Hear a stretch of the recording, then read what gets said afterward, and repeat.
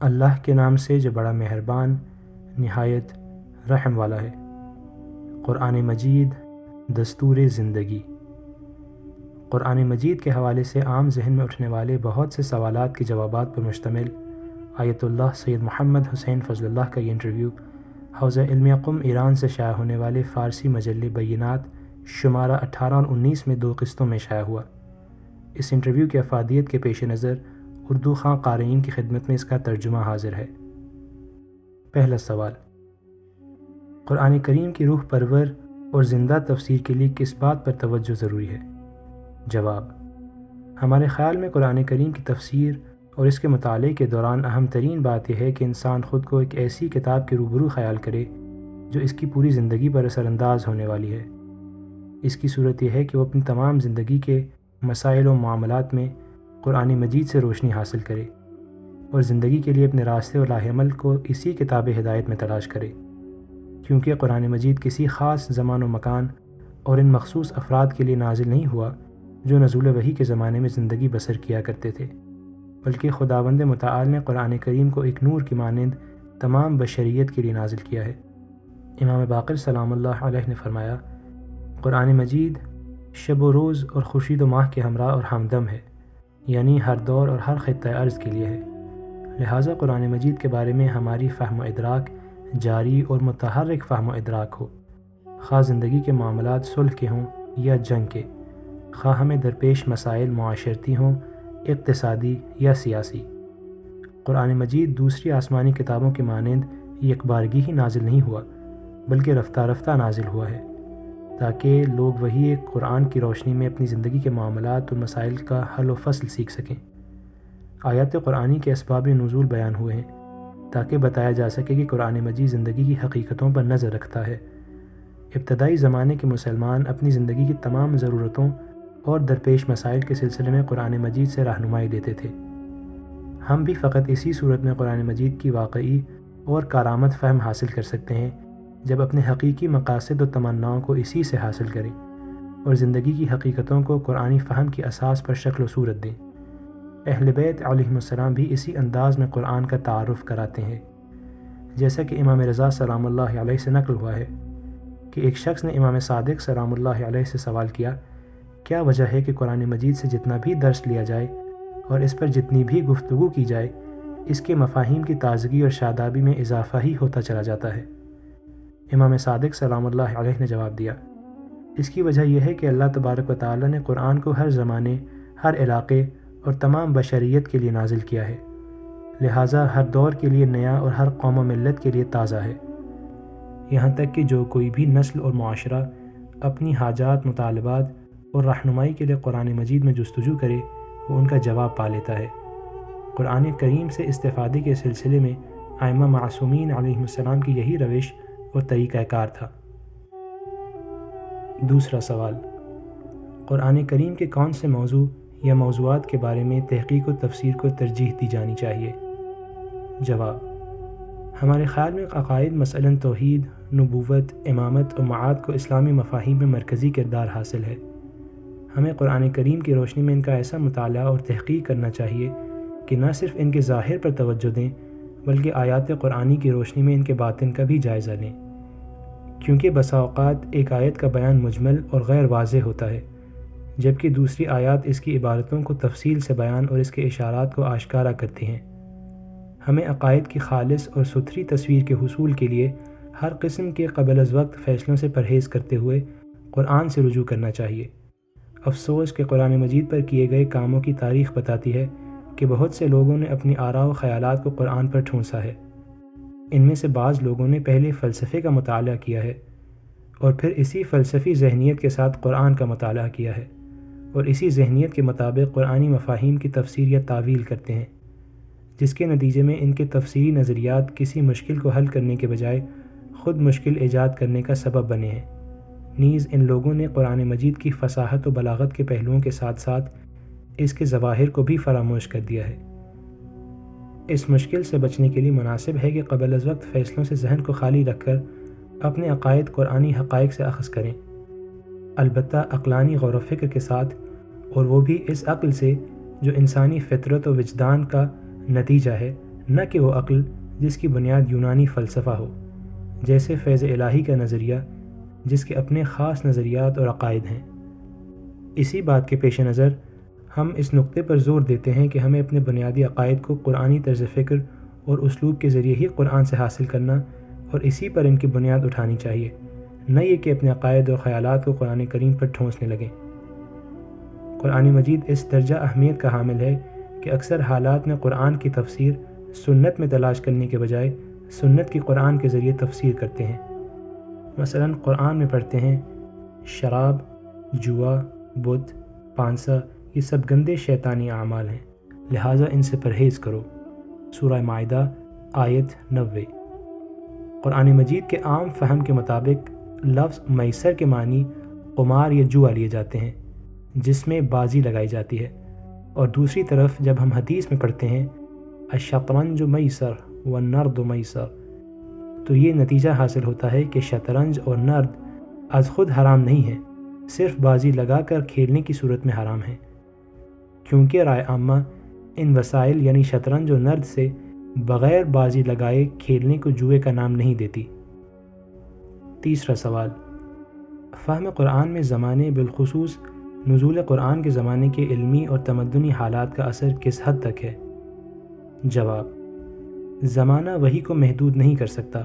کیونکہ وحی زمانے سے ماورا اور تمام ادوار پر محیط ہے، لیکن کیونکہ قرآن مجید ایک خاص ماحول اور تمدن میں نازل ہوا ہے، اس لیے اس خاص ماحول اور تمدن سے واقفیت قرآنی آیات و زندگی کے حقائق کے بارے میں قرآن کے نقطہ نظر کو سمجھنے کے لیے مددگار ثابت ہوتی ہے۔ اس کے ساتھ ہی ساتھ عصر نزول کے لوگوں کی فہم ہم پر واضح ہوتی ہے، کیونکہ وہ لوگ نزول وحی کے اسباب اور حالات کو پیش نظر رکھتے ہوئے آیات قرآنی کے معنی سمجھتے تھے اور اس کی روشنی میں اپنے لیے راستے کا انتخاب کرتے تھے۔ البتہ زمانے کے حالات اور اس کی تمدن پر ہمہ گیر توجہ کسی خاص زمانے اور خاص علاقے تک قرآن مجید کو منجمد اور منحصر کر دینے کا باعث نہیں، بلکہ ایک واقعہ دور حاضر تک اس کے تسلسل اور جو کچھ اسباب نزول کے سلسلے میں کہا گیا ہے اس کے سمجھنے کے لیے پہلا قدم ہے۔ قرآن کریم زندگی کی حقیقتوں کے بیان پر توجہ رکھتا ہے، جن کا نمونے اور مثال کے طور پر اس میں ذکر کیا گیا ہے، تاہم ہم ان کی پیروی اور انہیں نمونہ عمل قرار دے کر قرآن مجید کو اپنی زندگیوں میں جاری کریں اور اس سے روشنی حاصل کریں۔ مثلاً آیت قرآن، جو لوگ ہمارے نازل کیے ہوئے واضح بیانات اور ہدایات کو ہمارے بیان کر دینے کے بعد بھی چھپاتے ہیں، ان پر اللہ بھی لعنت کرتا ہے اور تمام لعنت کرنے والے بھی لعنت کرتے ہیں۔ سورہ بقرہ آیت 159۔ اس کے بارے میں احادیث میں آیا ہے کہ اس سے مراد اہل کتاب بالخصوص یہودی ہیں، جبکہ ہم اسے صرف اسی مورد پر مختص نہیں کر سکتے، اور اگر اس سے اس اختصاص کو ختم کر دیا جائے تو اسے اس جیسے تمام موارد پر عمومیت دی جا سکتی ہے۔ اسی طرح وہ آیت جو پیغمبر اکرم صلی اللہ علیہ وآلہ کی جنگوں کے بارے میں نازل ہوئی ہے، جس میں ارشاد ربانی ہے، اس وقت مؤمنین کا باقاعدہ امتحان لیا گیا اور انہیں شدید قسم کے جھٹکے دیے گئے۔ سورہ الاحزاب آیت 11۔ یہ آیت دشمن کے بالمقابل ہماری حالت پر گفتگو کرتی ہے اور ہمارے کمزور نکات پر ہمیں متوجہ کرتی ہے۔ اسی طرح یہودیوں کے دھوکے اور مکر آمیز طریقے بھی، جن کی جانب قرآن مجید میں بارہا اشارہ کیا گیا ہے، ہماری اس حالیہ زندگی میں ہمارے لیے باعث توجہ اور ہوشیاری ہو سکتے ہیں کہ ہم ان سے درس عبرت حاصل کریں اور ان لوگوں میں سے نہ ہو جائیں جو ماضی کو برا بھلا کہتے ہوئے اسی گڑھے میں جا گرے جس میں ماضی کے لوگ گرے تھے۔ قرآن کریم کی باطنی تفسیر و تعویل کے ایک معنی ہماری موجودہ زندگی میں قرآن کریم سے ہدایت اور روشنی لینا ہے، جیسا کہ امام باقر سلام اللہ علیہ کا ارشاد ہے، قرآن کا ظاہر اپنے نزول کے زمانے کے لوگوں پر نظر رکھتا ہے اور اس کا باطن ان لوگوں پر نظر رکھتا ہے جو انہی کے مشابہ اعمال انجام دیتے ہیں۔ چوتھا سوال، کہا جاتا ہے کہ قرآن کریم میں تمام چیزوں کو جمع کر دیا گیا ہے اور وہ ہر سوال کا جواب دیتا ہے، اور اس دعوے کے لیے اس آیت کو بطور سند پیش کیا جاتا ہے جس میں ارشاد الہی ہے، وَنَزَّلْنَا عَلَيْكَ الْكِتَابَ تِبْيَانًا لِكُلِّ شَيْءٍ، اور ہم نے آپ پر کتاب نازل کی ہے جس میں ہر شے کو بیان کر دیا گیا ہے۔ سورہ النحل آیت 79۔ اس بارے میں آپ کا خیال کیا ہے؟ جواب، آیت میں کل شیء سے مراد تمام اسرار طبیعت اور سیاسی معاشرتی اور اقتصادی مسائل کی جزیات تک کا بیان نہیں ہے، کیونکہ انبیاء کو اس مقصد کے لیے نہیں بھیجا گیا تھا، بلکہ مراد یہ ہے کہ قرآن مجید زندگی کے تمام شعبوں میں انسان کی بنیادی ضروریات اور تقاضوں کا جواب دیتا ہے۔ یعنی اگر انسان اسلام کے مجموعی اصولوں کے زیر سایہ زندگی بسر کرے تو اس نے حق کا راستہ اختیار کیا ہے۔ مثلاً قرآن کریم عقلی غور و فکر اور تجربی دریافتوں کی قدر و قیمت کا قائل ہے۔ اب اگر انسان ان دو منابع کی بنیاد پر فکری اور عملی کام انجام دے تو اس نے غلط راستے کا انتخاب نہیں کیا ہے۔ اسی طرح عدل کا مسئلہ ہے، جو مطلقاً قرآن کا مطلوب ہے۔ روایات بھی اسی جانب اشارہ کرتی ہیں، جیسا کہ امیر المؤمنین علی بن ابی طالب سلام اللہ علیہم فرماتے ہیں، قرآن میں تم سے پہلے کی خبریں، تمہارے بعد کے واقعات اور تمہارے مابین حالات کے لیے احکام پائے جاتے ہیں۔ نہج البلاغہ کلمات قصار 313۔ نیز فرماتے ہیں، یاد رکھو کہ اس میں مستقبل کا علم ہے اور ماضی کی داستان ہے، تمہارے درد کی دوا ہے اور تمہارے امور کے نظم کا سامان ہے۔ نہج البلاغہ خطبہ 156۔ ان احادیث سے واضح ہوتا ہے کہ اعتقاد، قانون اور اخلاق کے عنوان سے جو کچھ بھی انسان کے لیے ضروری ہے اسے قرآن میں بیان کر دیا گیا ہے۔ 5واں سوال، قرآن کریم کی سائنسی تفسیر اور اس کی حدود کے بارے میں آپ کی رائے کیا ہے؟ جواب، سائنسی نتائج کی بنیاد پر قرآن مجید کی تفسیر درست نہیں، کیونکہ سائنسی نظریات میں تبدیلیاں واقع ہوتی رہتی ہیں اور وہ ظن و تخمین اور ناقص تجربے پر استوار ہوتے ہیں۔ ایسی تفسیر جو ان نظریات پر مبنی ہو وہ متزلزل اور ناپائیدار ہوگی اور اعتماد و اعتبار کے لحاظ سے پست درجے پر آئے گی۔ البتہ قرآن کریم میں تفصیلی بحث میں داخل ہوئے بغیر ایسے بقصد سائنسی اشارے موجود ہیں جو انسان کو تحقیق اور غور و فکر کی دعوت دیتے ہیں۔ مثلاً قرآن مجید میں آیا ہے، اور زمین میں کوئی بھی رینگنے والا یا دونوں پروں سے پرواز کرنے والا کوئی پرندہ ایسا نہیں ہے جو اپنی جگہ پر تمہاری طرح کی جماعت نہ رکھتا ہو۔ ہم نے کتاب میں کسی شے کے بیان میں کوئی کمی نہیں کی ہے۔ اس کے بعد سب اپنے پروردگار کی بارگاہ میں پیش ہوں گے۔ سورہ انعام آیت 38۔ یہ آیت ہم سے تقاضا کرتی ہے کہ ہم حیوانات کی زندگی کی خصوصیات کا مطالعہ کریں، کیونکہ ان کا باہمی ربط و تعلق قائم کرنا، ان کی اجتماعی زندگی میں رائج تنظیم اور طرز عمل، خواہشات پوری کرنے کا ان کا انداز اور دفاع کے ان کے مختلف طریقے سب کے سب غور و فکر اور گہری تحقیق کے قابل ہیں اور انسان کے سامنے خالق اور مخلوق کی معرفت کے وسیع افق کھولتے ہیں۔ 6واں سوال، برائے مہربانی آیت قرآن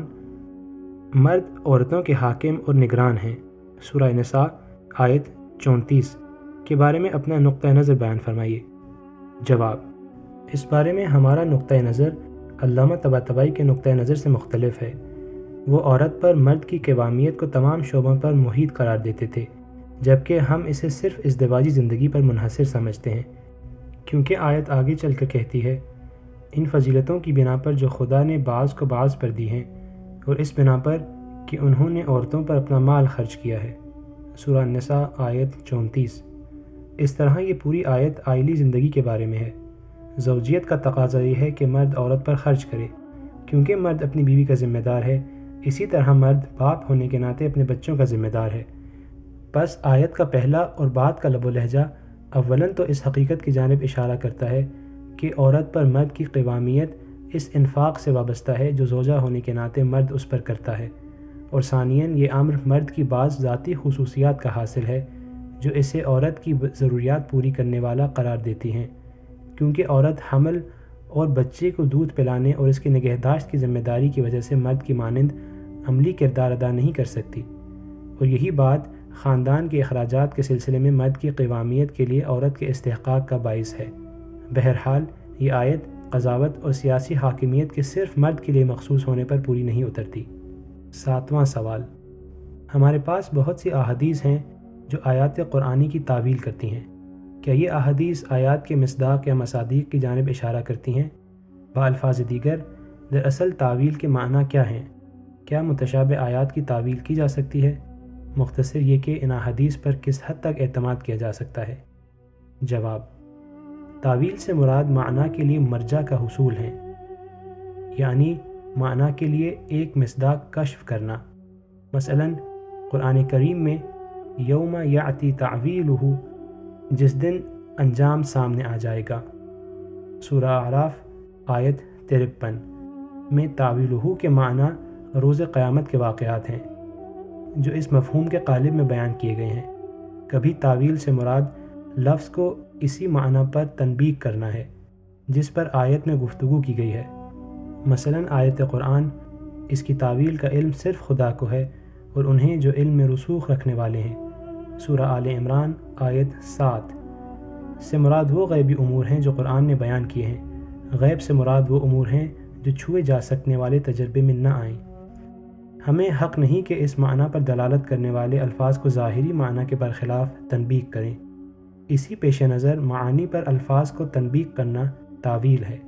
تعویل کے ایک اور معنی جس کا ذکر ائمہ علیہم السلام نے کیا ہے وہ یہ ہے کہ ہمیں آیات کے شان نزول کے مورد پر توقف نہیں کر لینا چاہیے، بلکہ آیت کو طول تاریخ میں اس شان نزول کے مشابہ تمام موارد پر عمومیت دینی چاہیے۔ امام باقر سلام اللہ علیہ نے فرمایا، قرآن کا نزول اس کا ظاہر اور تعویل اس کا باطن ہے، اور وہ چاند اور سورج کے ساتھ سفر کرتی ہے۔ گزرے ہوں کے بارے میں اس کی خبریں حاضرین کے بارے میں اس کی اطلاعات ہی کی طرح ہیں۔ اہل بیت علیہم السلام کی جانب سے تعویل کے ایک اور معنی یہ ذکر ہوئے ہیں کہ تعویل یعنی قرآن کے حقیقی معانی سے اس کے مجازی معنی تک پہنچنا، اور وہ بھی ان دونوں معانی کے درمیان موجود رابطے کی وجہ سے۔ کافی میں آیا ہے کہ فضیل ابن یسار نے امام باقر سلام اللہ علیہ سے آیت قرآن جس نے ایک نفس کو زندگی دے دی اس نے گویا سارے انسانوں کو زندگی دے دی، سورہ مائدہ آیت 32 کے بارے میں سوال کیا۔ امام باقر سلام اللہ علیہ نے فرمایا، کسی کو ڈوبنے یا آگ سے جلنے سے بچانا۔ انہوں نے کہا، کیا یہ آیت ایسے شخص کو بھی شامل کرتی ہے جو کسی کو گمراہی سے نجات دے اور حق کی طرف اس کی رہنمائی فرمائے؟ امام نے فرمایا، یہ سب سے عظیم تعویل ہے۔ ظاہراً تعویل اعظم سے مراد آیت کا گہرا مفہوم ہے جو خدا سے ربط اور اس کے راستے پر سفر کو حقیقی زندگی قرار دیتا ہے۔ البتہ روایات کے حوالے سے ہم ہمیشہ اس نقطے پر زور دیتے ہیں کہ جس طرح فقہ سے تعلق رکھنے والی روایات و احادیث کے متن اور سند پر گہری سوچ بچار کی جاتی ہے، تفسیر سے متعلق روایات و احادیث میں بھی اس سے بڑھ کر غور کرنا چاہیے، بالخصوص ایسی روایات میں جن میں اعتقادی پہلوؤں کو مد نظر رکھا گیا ہے جو فروعی مسائل کی اساس و بنیاد سمجھے جاتے ہیں۔ بہت سی تفاسیر میں یہی دشواری پائی جاتی ہے کہ ان میں اصول و ضوابط کو ملحوظ رکھے بغیر ان روایات کو درج کر دیا گیا ہے۔ انتہا یہ ہے کہ شیخ مفید فرماتے ہیں، عقل سزاوار نہیں کہ ان احادیث کی نفی کرے، حالانکہ ہماری بحث ان معانی کے عقلی امکان یا عدم امکان کے بارے میں نہیں ہے، بلکہ اشیاء و امور کی طبیعت و خاصیت کے ساتھ حدیث کے معانی کی ہم آہنگی پیش نظر ہونی چاہیے۔ علامہ طباطبائی پر ہمارا اعتراض یہی ہے کہ انہوں نے بعض ایسی احادیث کو بھی آیات قرآن کی توجیہ کی اساس بنایا ہے جن کی صحت ثابت نہیں، جبکہ قرآن مجید اسلامی افکار کا بے عیب و بے نقص ماخذ ہے، اور ہم اہل بیت علیہم السلام کے حکم جو کتاب کے مخالف ہے وہ بیکار ہے کہ کسوٹی پر کھوٹی اور جھوٹی احادیث کو پرکھ سکتے ہیں۔ اس کے ساتھ ساتھ ایسی روایات جو اپنے الفاظ اور متن کے لحاظ سے محکم ہوں وہ بلا شک و شبہ قرآن مجید کی تفسیر میں حجت کا درجہ رکھتی ہیں، جیسے آیت مباہلہ، سورہ بنی اسرائیل میں شجر ملعونہ اور آیت بلاغ وغیرہ سے مربوط احادیث۔ 8واں سوال،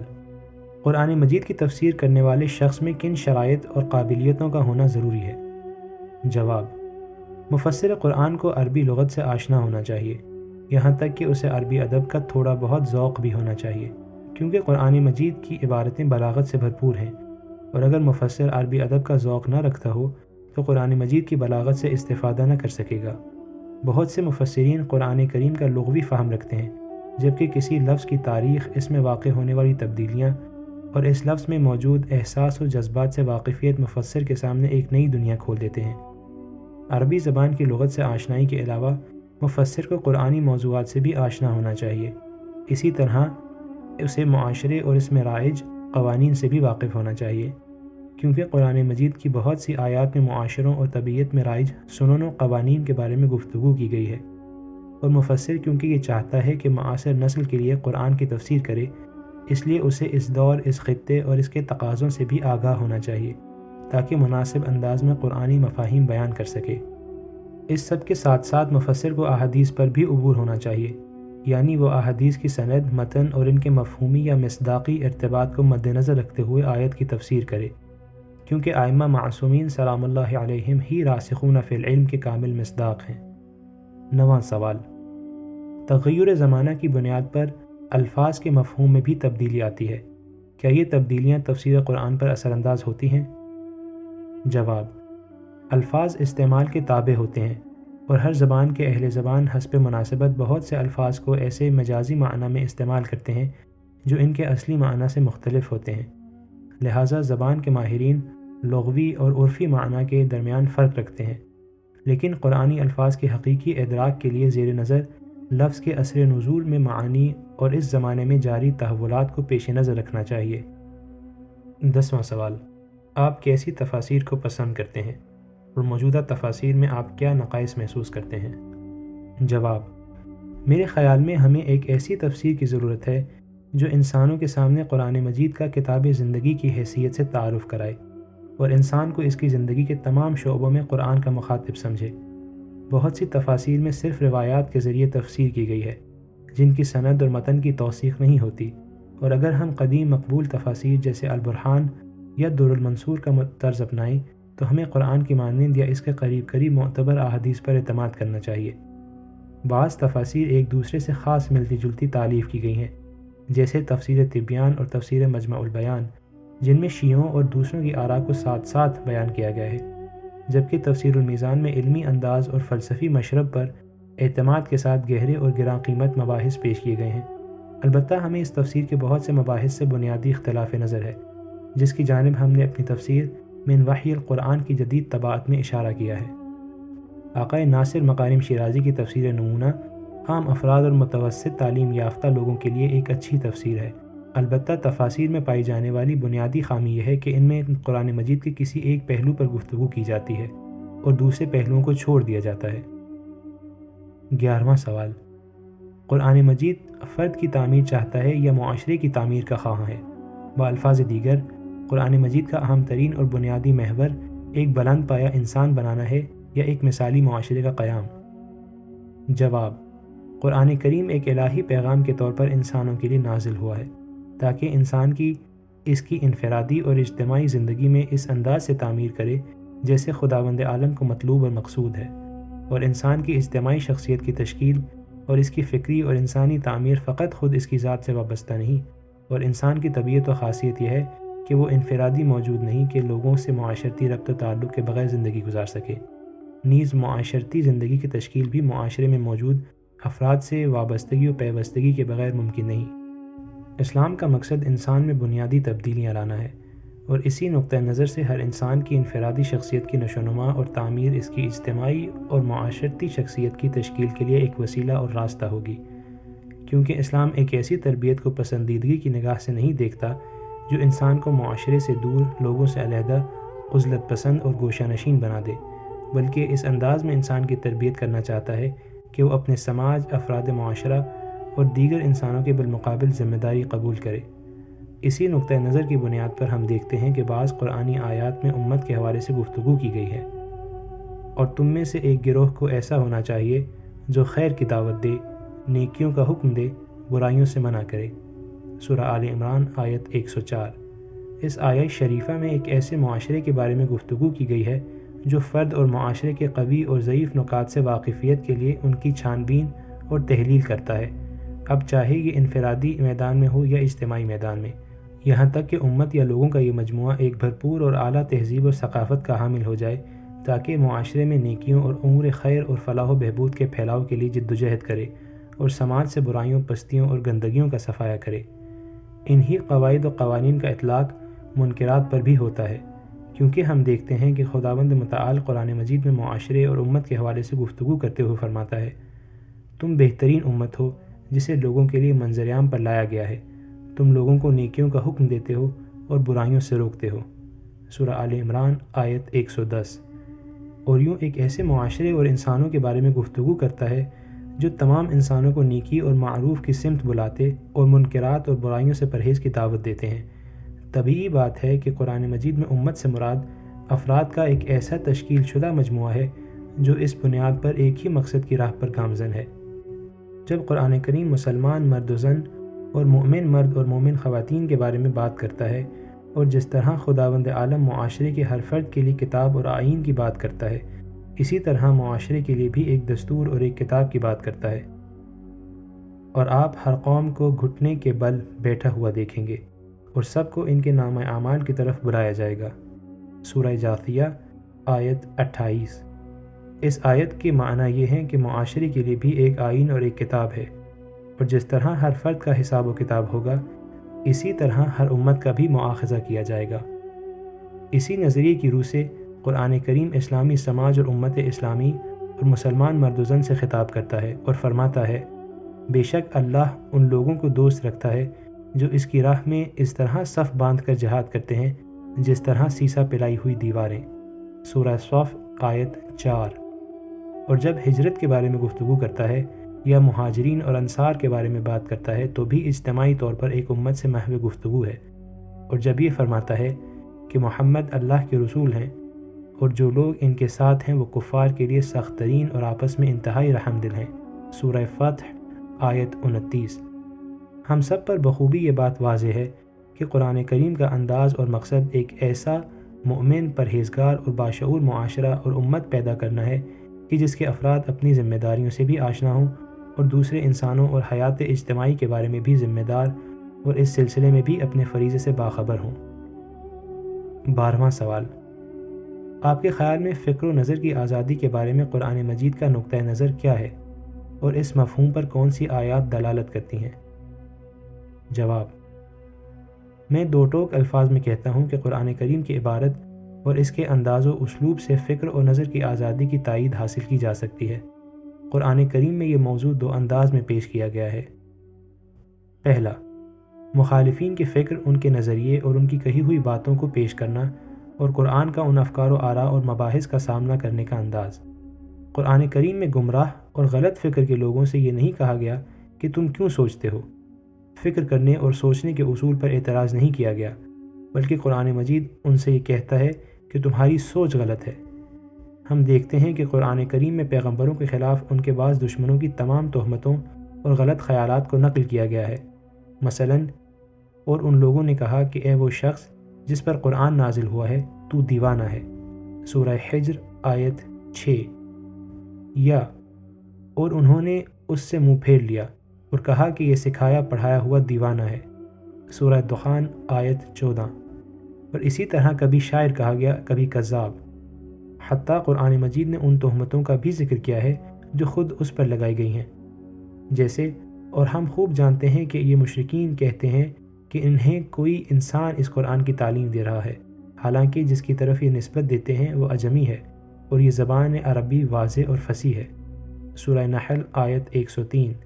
اس طرح یہ آیت، اور یہ لوگ کہتے ہیں کہ یہ صرف پرانے لوگوں کے افسانے ہیں جسے انہوں نے لکھوا لیا ہے اور وہی صبح و شام ان کے سامنے پڑھے جاتے ہیں۔ سورہ فرقان آیت 5 وغیرہ وغیرہ۔ قرآن مجید میں اس قسم کی آیات کی موجودگی اس بات کی علامت ہے کہ قرآن کریم اپنے مخالفین کے افکار و اقوال پیش کرنے سے بھی دریغ نہیں کرتا، البتہ صاحبان عقل و شعور سے چاہتا ہے کہ ان افکار و اقوال کا دانائی پر مبنی اور خردمندانہ فکر کے ذریعے منطقی اور معقول جواب دیں اور ان افکار کی کمزوریوں کی نشاندہی کریں۔ ہمارے خیال میں گو کہ اس قسم کی باتوں کا ذکر پڑھنے والے کے ذہن میں شک پیدا کرتا ہے، لیکن قرآن کریم کیونکہ اپنی حقانیت اور اپنے عقیدے کی حقیقت پر اعتماد رکھتا ہے، لہٰذا اس قسم کی باتوں کے بیان سے دریغ نہیں کرتا اور اس قسم کے شبہات سامنے لا کے انسان کو سوچ بچار اور تفکر و تعقل پر ابھارتا ہے۔ دوسرا، قرآن مجید میں ایک آیت آزادی کے بارے میں ہے جو انسان کو آزادی اور زندگی میں اپنی راہ و روش کے انتخاب کے سلسلے میں ذمہ دار قرار دیتی ہے تاکہ وہ زندگی کے لیے اپنے راستے اور اپنائی ہوئی فکر کے سلسلے میں خود جواب دہ ہو۔ اس مسئلے میں ہماری رہنمائی کرنے والی آیت یہ ہے، دین میں کسی طرح کا جبر نہیں، ہدایت گمراہی سے الگ اور واضح ہو چکی ہے۔ سورہ بقرہ آیت 256۔ اور وہ اس طرح کہ دین ایک سچی حقیقت کا حامل ہے اور استوار و پائیدار راستہ رکھتا ہے۔ اگر ایسا نہ ہو تو لا اکراہ فی الدین بے معنی سی بات ہوگی، کیونکہ اکراہ کا مطلب ہے کسی چیز کو اپنی پسند کے برخلاف قبول کرنا۔ لیکن اگر کوئی فکر واضح اور آشکارا ہو اور انسان کو انتخاب اور چناؤ کا اختیار اور موقع دیا جائے اور مضبوط دلائل اور محکم گفتگو کی بنیاد پر انسان کی ایک راستے کی سمت رہنمائی کی جائے اور یہ نقطہ بھی اس پر کھول دیا جائے کہ غلط راہ کا انتخاب کرنے والا اس کے نتائج کا ذمہ دار ہوگا اور اس سے برے انجام کا سامنا کرنا پڑے گا، تو پھر اس کے بعد اکراہ کی گنجائش نہیں رہتی، جیسا کہ آیت قرآن اور کہہ دو کہ حق تمہارے پروردگار کی طرف سے ہے، اب جس کا جی چاہے ایمان لے آئے اور جس کا جی چاہے کافر ہو جائے۔ سورہ کہف آیت 29 سے یہ مفہوم حاصل ہوتا ہے کہ ہر انسان اپنی اختیار کردہ راہ کا ذمہ دار ہوگا، اور دوسری آیات جیسے تو کیا آپ لوگوں پر جبر کریں گے کہ سب مؤمن بن جائیں، سورہ یونس آیت 99، اور ہم نے آپ کو ان کا نگہبان نہیں بنایا ہے اور نہ آپ ان کے ذمہ دار ہیں، سورہ انعام آیت 107، کے معنی یہ ہیں کہ اے پیغمبر آپ ان کی فکر اور رائے تبدیل کرنے کے لیے ان پر دباؤ نہیں ڈال سکتے، بلکہ آپ کو چاہیے کہ اپنی فکر اور رائے لوگوں کے سامنے پیش کیجیے اور ان کے جواب اور ان کے مثبت یا منفی رد عمل کی پرواہ کیے بغیر اپنا دستور اور پیغام ان کے سامنے رکھیے، لہٰذا لوگوں کو سمجھاؤ اگر سمجھانے کا فائدہ ہو، سورہ اعلیٰ آیت 9، یا لہٰذا تم نصیحت کرتے رہو کہ تم صرف نصیحت کرنے والے ہو، تم ان پر مسلط اور ان کے ذمہ دار نہیں ہو، سورہ غاشیہ آیت 21 اور 22، اور یاد دہانی بہرحال کراتے رہیں کہ یاد دہانی صاحبان ایمان کے حق میں مفید ہوتی ہے، سورہ ذاریات آیت 55۔ یہ تمام آیات اور انہی کی مانند دوسری آیات فکر و رائے کو اہمیت دینے اور فکر و رائے پر دباؤ قبول نہ کرنے کی عکاس ہیں، کیونکہ یہ عمل کسی منطق اور کسی نظریے کے موافق نہیں۔ 13واں سوال، کیا قرآن مجید اجتماعی سیاست کے لیے کوئی خاص نقطہ نظر رکھتا ہے، یا یہ کہ ایک وسیع النظر آفاقی اور ہر زمانے ہر معاشرے سے تعلق رکھنے والے تمام نسلوں کے لیے بنیادی اور تمدنی و ثقافتی نقطہ نظر کا حامل ہے؟ جواب، یہ کہنا بہت مشکل ہے کہ قرآن کریم تفصیلی صورت میں کسی خاص سیاسی نقطہ نظر کو مد نظر رکھتا تھا یا رکھتا ہے، لیکن یہ بات کہی جا سکتی ہے کہ قرآن کریم عام اور آفاقی معیارات اور پیمانے پیش کرتا ہے تاکہ ہر دور کی ہر نسل اپنے زمانے کے حالات کے مطابق انہیں جانے، سمجھے اور انہیں سنت پیغمبر سے جوڑ کر ان پر عمل کرے۔ 14واں سوال، قرآن مجید تمدنی یا سیاسی مسائل کے بارے میں کیا نقطہ نظر رکھتا ہے، اور قرآن مجید کی نظر میں ان میں سے کون سا مسئلہ زیادہ اہم ہے؟ جواب، قرآن کریم انسانی آزادی کے مسئلے کو سیاسی زاویے سے سامنے لایا ہے، اسی طرح جیسے اس نے عدل کے مسئلے کو پیش کیا ہے۔ قرآن کریم نے عدالت کو تمام انبیاء اور پیغمبروں کی رسالت کا محور قرار دیا ہے، جیسا کہ فرماتا ہے، بے شک ہم نے اپنے رسولوں کو واضح دلائل کے ساتھ بھیجا ہے اور ان کے ساتھ خطاب اور میزان کو نازل کیا ہے تاکہ لوگ انصاف کے لیے قیام کریں، سورہ حدید آیت 25۔ لہٰذا ہم یہ نتیجہ اخذ کر سکتے ہیں کہ تمام رسالتوں کا محور، تمام نبوتوں کی بنیاد اور ان سب کی تمام تر کوششیں اور جدوجہد عدل و انصاف کے قیام کے لیے تھیں۔ قرآن کریم کے امتیازات میں سے ایک امتیاز یہ بھی ہے کہ اس میں عدل کے مسئلے کو مختلف مراحل پر متنوع اور طرح طرح اور مختلف صورتوں میں بیان کیا گیا ہے، اسی طرح جیسے اس نے انسان کی آزادی کے مسئلے پر گفتگو کی ہے، اور کہہ دو کہ حق تمہارے پروردگار کی طرف سے ہے، اب جس کا جی چاہے ایمان لے آئے اور جس کا جی چاہے کافر ہو جائے، سورہ کہف آیت 29۔ تو کیا آپ لوگوں پر جبر کریں گے کہ سب مومن ہو جائیں، سورہ یونس آیت 99۔ دوسری طرف قرآن مجید تمدنی مسائل کے بارے میں تفکر و تعقل کی بات کرتا ہے اور اسی کو معرفت اور شناخت کا محور اور اس کی اساس قرار دیتا ہے، اسی طرح جیسے تجربے کو معرفت اور شناخت کی اساس اور سرمایہ قرار دیتا ہے۔ تو صاحبان نظر عبرت حاصل کرو، سورہ حشر آیت 2۔ تمدنی مسائل کے بارے میں قرآن کریم گفتگو کا راستہ تجویز کرتا ہے اور تعمیری و مثبت نتائج تک پہنچنے کے لیے گفتگو و جدال احسن کو واحد راہ قرار دیتا ہے، لہٰذا بحث و مباحثے کے بارے میں بہترین راہ و روش یعنی افکار و نظریات کے تبادلے اور نقد و نظر کے خوبصورت اسلوب کی نشاندہی کرتا ہے، اور کہیے کہ ہم یا تم دونوں میں سے کوئی ایک فریق ہدایت پر ہے یا کھلی گمراہی میں ہے، سورہ سبا آیت 24۔ بحث اور گفتگو کو اس کی مقرر کردہ حدود سے خارج کر کے یہ نہیں کہا گیا کہ میری رائے حقیقت اور بالکل درست ہے اور اس میں خطا و غلطی کا کوئی امکان نہیں، بلکہ فرماتا ہے کہ ہم ایک فکر اور رائے کے ساتھ، اور وہ بھی ایک دوسری فکر اور رائے کے ساتھ ہمراہ، ایک دوسرے کے بالمقابل ایک ہی سطح پر آ کے بیٹھتے ہیں، اور دونوں ہی اپنی فکر اور رائے سے دستبردار ہو کے اس کے بارے میں شک کو ذہن میں جگہ دیتے ہیں، تاکہ یہ دیکھ سکیں کہ ہم میں سے کس کا تجویز کردہ راستہ حق اور حقیقت پر مبنی ہے، اور ہم دونوں میں سے کون باطل پر ہے۔ اس صورت میں قرآن کریم نے عقلی اور تجربی مسائل میں معرفت کے حصول اور حق تک رسائی کی بہترین راہ دکھائی ہے، اور بحث و گفتگو کو حق و حقیقت تک پہنچنے کے لیے بنیاد اور اساس قرار دیا ہے۔ 15واں سوال، مکی اور مدنی آیات اور سوروں کے بارے میں جناب عالی کا نقطہ نظر کیا ہے؟ کیا مراد یہ ہے کہ ہر وہ آیت اور سورہ جو مدینہ میں نازل ہوا ہے وہ مدنی ہے، اور ہر وہ آیت اور سورہ جو مکہ میں نازل ہوا ہے وہ مکی ہے؟ کیا آپ اس سے مختلف رائے رکھتے ہیں؟ جواب: بے شک سوروں یا آیات کو اصطلاحاً مکی یا مدنی کہنے کی بنیاد ان کا مکہ یا مدینہ میں نازل ہونا ہونی چاہیے، لیکن وہ چیز جو مکی سوروں کے مضمون و مشمولات کو مدنی سوروں سے علیحدہ اور جدا کرنے کا باعث ہوئی ہے، وہ یہ ہے کہ مکہ کی فضا پر دعوت و تبلیغ کا غلبہ تھا۔ وہ لوگوں کو اسلام کی طرف بلانے اور ان تک اسلام کی دعوت پہنچانے کا مرحلہ تھا، لہٰذا ہم دیکھتے ہیں کہ مکی سوروں کی رہنمائی ان موضوعات کے بارے میں ہے جن کا تعلق عقیدے کی بنیادوں اور خدا سے ربط و تعلق کے دروازے کھولنے سے ہے، جبکہ مدنی سورے زیادہ تر ان موضوعات کے بارے میں رہنمائی کرتے ہیں جو معاشرے، افراد معاشرہ اور اجتماعی قوانین سے تعلق رکھتے ہیں۔ کیونکہ قرآن کریم کا اسلوب عصر حاضر کے جدید علمی اور منظم اسلوب سے مختلف ہے، کیونکہ عقیدتی پہلو کا قانونی پہلو سے انتہائی نزدیکی رشتہ ہے،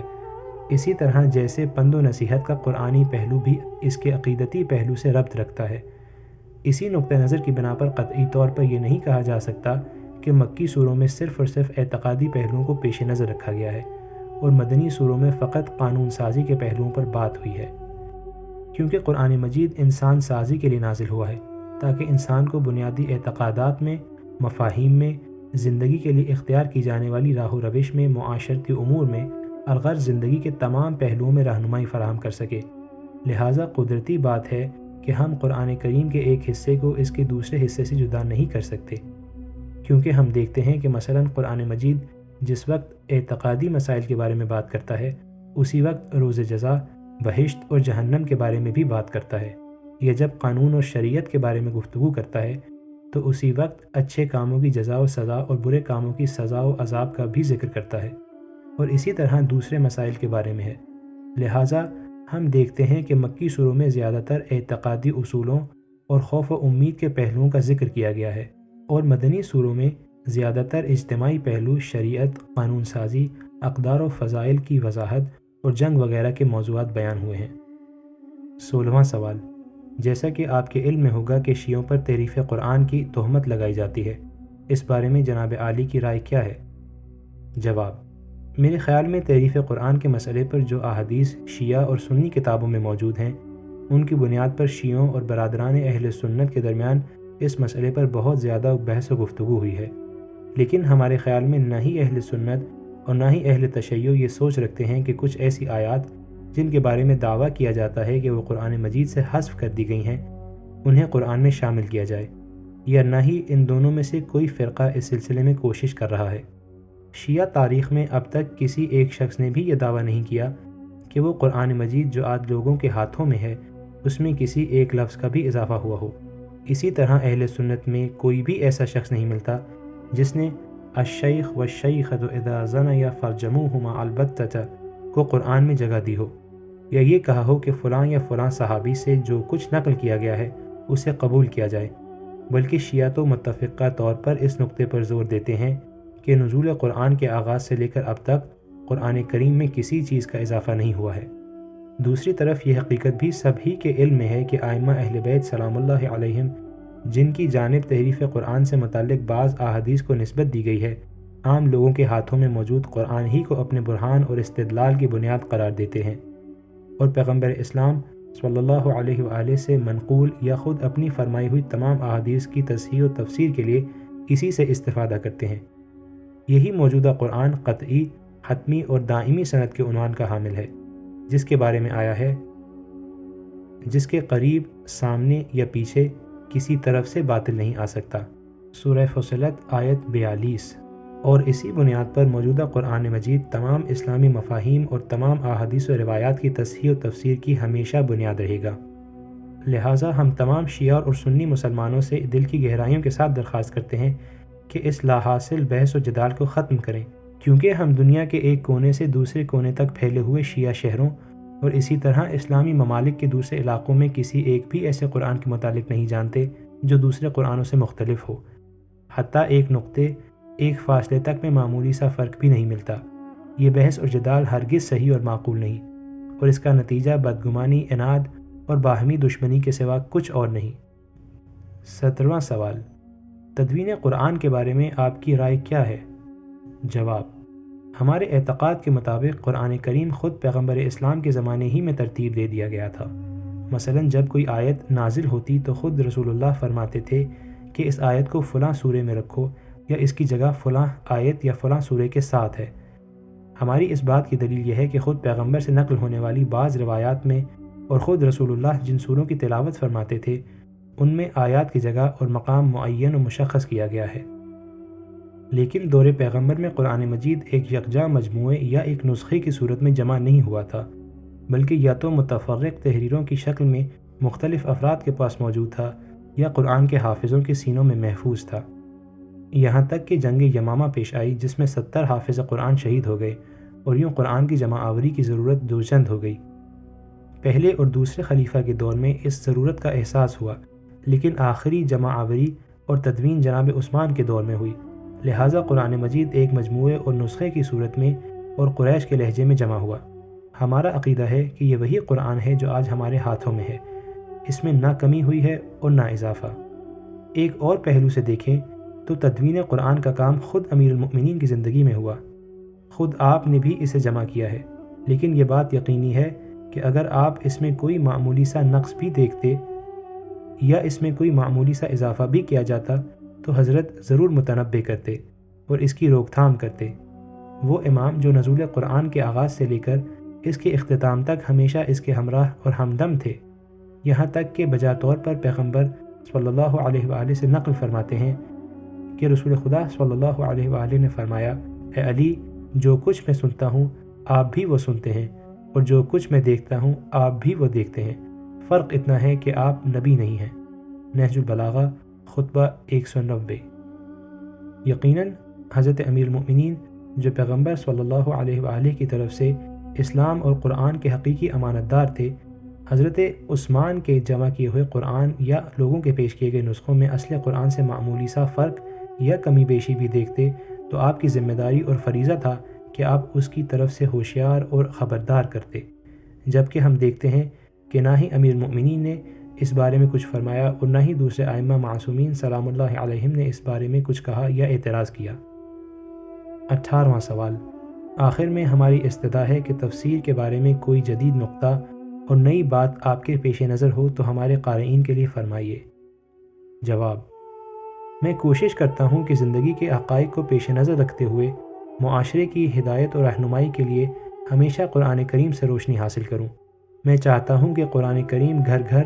گلی گلی، کوچے کوچے، پورے معاشرے میں جاری و ساری نظر آئے، اور میری جد و جہد اسی مقصد کے لیے ہے کہ لوگوں کو یہ احساس عطا کیا جائے کہ اگر وہ ایک حقیقی زندگی کی تلاش میں ہیں تو اسے قرآن میں اور قرآن کی ہمراہی میں تلاش کریں، اور اسی بنا پر میں نے قرآنی مفاہیم کی تنقیح اور استخراج کیا ہے، جسے میری تفسیر من وحی القرآن میں دیکھا جا سکتا ہے۔ ادارہ، ہم جناب عالی کے شکر گزار ہیں اور درگاہ الہی میں جناب کی سرخروئی اور قرآنی معارف میں آپ کے بیش از بیش اضافے کے لیے دعا گو ہیں۔ استاد، ہم بھی آپ کے مشکور ہیں، خدا آپ کو کامیاب کرے انشاءاللہ۔ وصلی اللہ علی محمد وآلہ الطاہرین۔